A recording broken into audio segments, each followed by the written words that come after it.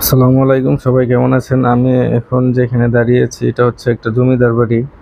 তো এটা স্থানীয়ভাবে বাবুর বাড়ি নামে বেশি পরিচিত। তো এই বাড়িটির গোড়াপত্তন হয়েছিল 1220 সালের দিকে। এটা হরিশচন্দ্র বসু নামের একজন জমিদার এই বাড়িটার গোড়াপত্তন করেছিলেন। তারপরে এটা প্রায় 1951 সাল পর্যন্ত এই বাড়িতে জমিদারি প্রথা চালু ছিল।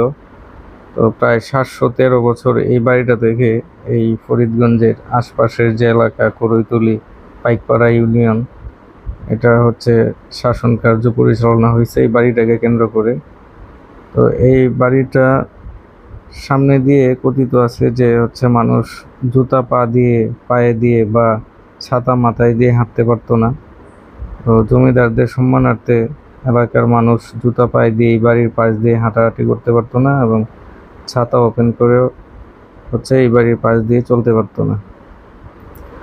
অথচ খালের বিবর্তনে আজকে এই বাড়িতে হচ্ছে মানুষের বসবাস নাই, পশু পাখি বসবাস করে। তো এই বাড়িটা একটা জমিদার বাড়ি। স্থানীয়ভাবে এটা স্থানীয় সরকার ইচ্ছা করলে সংরক্ষণ করতে পারতো। প্রত্নতাত্ত্বিক একটা নিদর্শন। তো এটা হচ্ছে পতনের টাইমেই ছিল 713 বছর, তারপরে আরও প্রায় 70-80 বছর হয়ে গেছে এই এতদিন ধরে এই বাড়িটা টিকে আছে।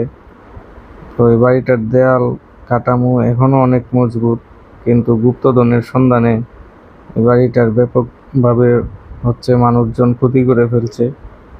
তো এই বাড়িটার প্রতিটা ফ্লোরের বিটগুলা হচ্ছে কুড়া হয়েছে গুপ্তধনের সন্ধানে। দেয়ালে যে শোকেসগুলা ছিল বা থাকগুলা ছিল এগুলো সব করা হয়েছে।